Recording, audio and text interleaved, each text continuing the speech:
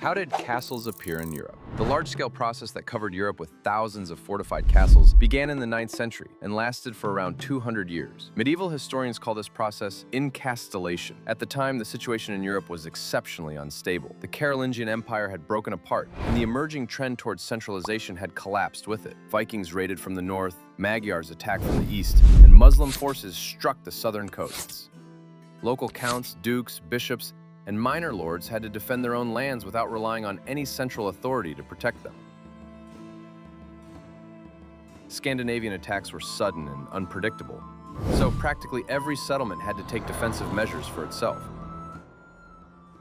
Lords began building fortified residences and maintaining armed retinues of their own. Incidentally, this process deepened decentralization even further. Each lord now possessed a secure stronghold at the heart of his domain, making it much harder for his overlord to force him into submission. Why were the first castles built of timber and earth? But why were these castles not built of stone from the very beginning? The problem was one of cost and organization. A timber castle required woodland, earth, and a large supply of unskilled labor. A stone castle demanded far more. A quarry had to be opened, stone had to be extracted and dressed, lime had to be burned for mortar, iron tools had to be made, and scaffolding and lifting machinery had to be built. Then masons, carpenters, blacksmiths, carters, and other specialists had to be fed and paid for months, or even years. In a largely subsistence economy with poorly developed markets, a lord could not simply buy all these things. Almost everything had to be produced using his own resources. Moreover, many early lords were not yet sure they would retain the land they had seized. They needed a castle that could be completed in a single building season and occupied by a garrison immediately. In the end, a timber castle was the most practical solution for a ruler who needed to establish control over a territory as quickly as possible. The first form, the ringwork. If you see a ditch, an earthen bank, and a timber palisade forming a circle or an oval, but no separate mound topped by a tower, you are looking at a ringwork. This type of fortification was particularly useful wherever builders could take advantage of a natural rise, an ancient earthwork, or the remains of an earlier fortress.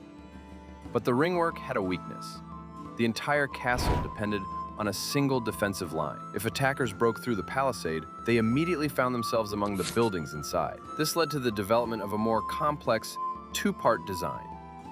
The second form, the motte-and-bailey. If a castle is divided into a high mound crowned by a tower and a fortified courtyard below, it is a motte-and-bailey.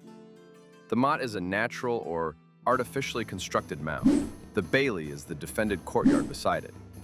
A timber tower stood at the top of the motte, protected by its own palisade. The bailey contained domestic and service buildings, soldiers, horses, and supplies. If attackers captured the courtyard, the defenders could retreat up the mound, destroy the staircase or bridge, and continue resisting from the tower. The castle thus gained a second line of defense without the need to construct two full-scale fortified walls. Motte and bailey castles became especially widespread between the 10th and 12th centuries. The Normans used them during their conquests because they could be erected quickly beside a town, a road, or a river crossing.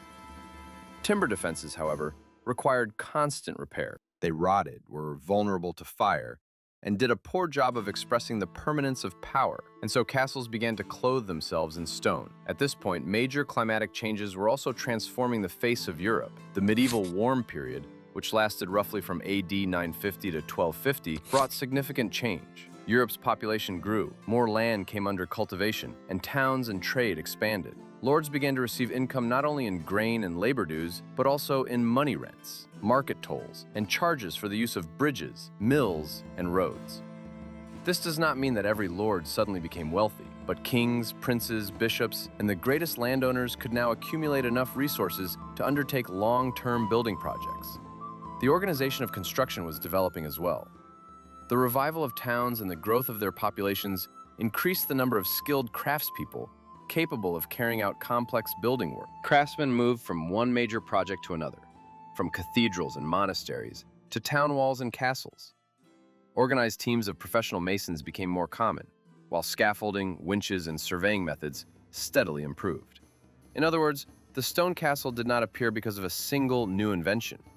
It was made possible by a combination of stable power, rising incomes, specialized labor, and the ability to supply a major construction site for years on end.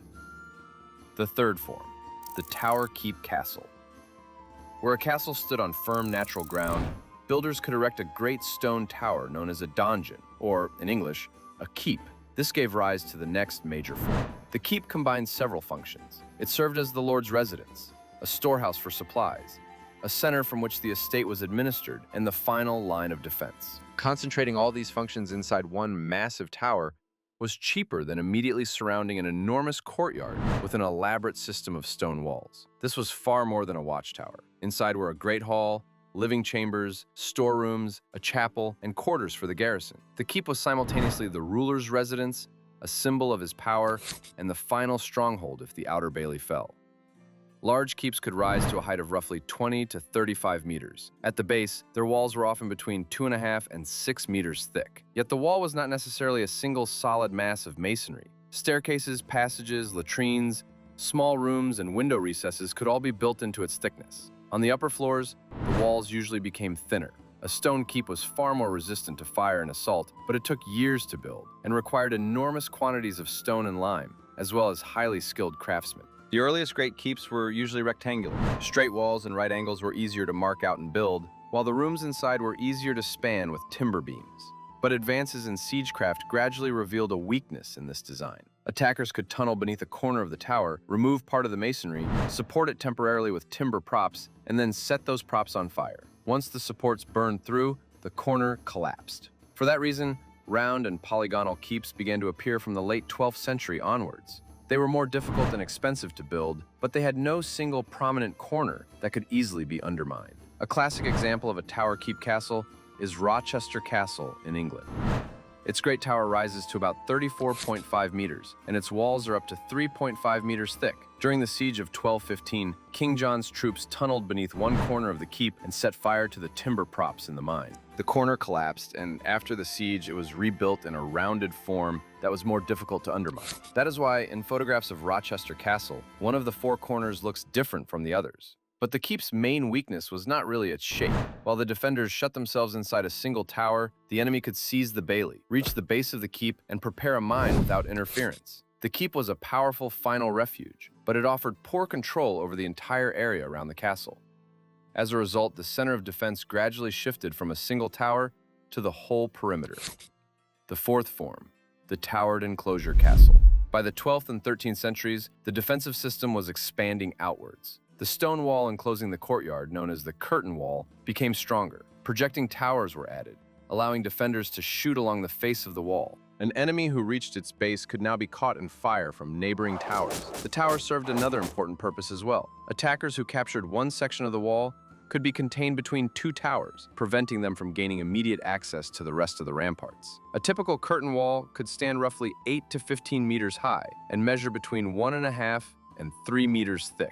Projecting towers often rose to a height of 15 to 25 meters. Rectangular towers were gradually joined by round and D-shaped ones. A round tower had no corner that could easily be undermined, while its curved surface withstood the impact of siege projectiles more effectively. A classic example of a castle whose defenses had shifted entirely to the outer perimeter is Framlingham Castle in England. It has no central keep at all. Instead, it is defended by a wall around 10 meters high and 2.3 meters thick, reinforced by 13 projecting towers. Framlingham therefore looks like a continuous ring of stone. If an enemy approached the wall, the defenders could shoot at them from several directions at once. This transition also demanded a more complex system of construction. A single wealthy lord might still be able to build a keep. A long curtain wall with numerous towers required far greater revenues, many specialists, and continuous supervision of the work.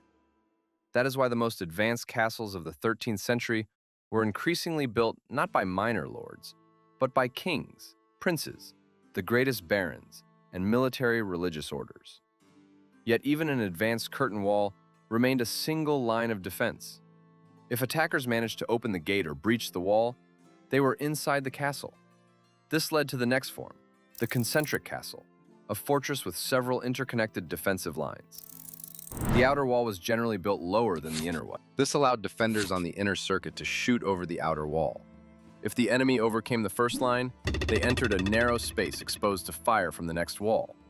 Outer walls could stand approximately 5 to 8 meters high, while inner walls might rise to 10 or 15 meters. At the most vulnerable points, walls were sometimes 3 to 5 meters thick, but a concentric castle was an extraordinarily expensive structure. It was beyond the means of an ordinary knight. Only a king or one of the greatest landowners could hire hundreds of craftsmen and organize the delivery of such vast quantities of material. A classic example is Beaumaris Castle in Wales. It is surrounded by a moat and several circuits of walls set one inside another. Its inner curtain wall is around 11 meters high and approximately 4.7 meters thick. Construction proved so expensive, however, that the great towers and gatehouses were never raised to their intended height. This is why Beaumaris looks low and squat today, even though the original design called for a much taller castle. A parallel form, the Tower House. For the less wealthy nobility, there was a more affordable option, the Tower House. This was a tall stone residential tower, sometimes surrounded by a small courtyard or a simple wall. It was not designed to withstand a royal army, but it could protect its owner against bandits, a neighbor's raid, or a small armed force.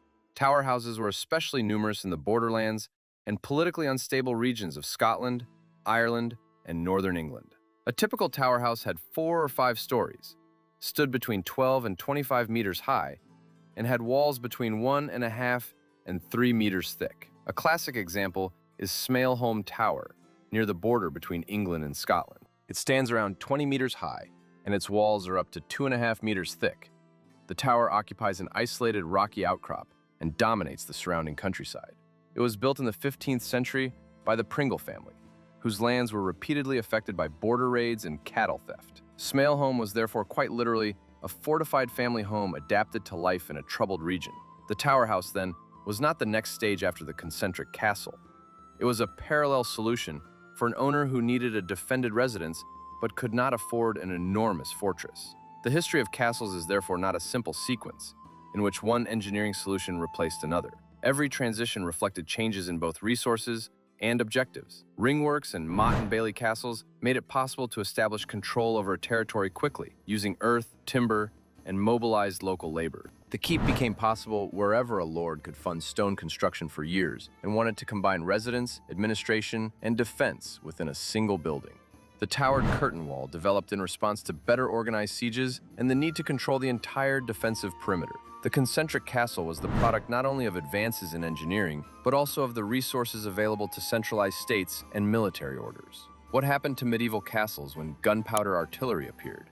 And how did fortification change in response? We will explore that in the next episode.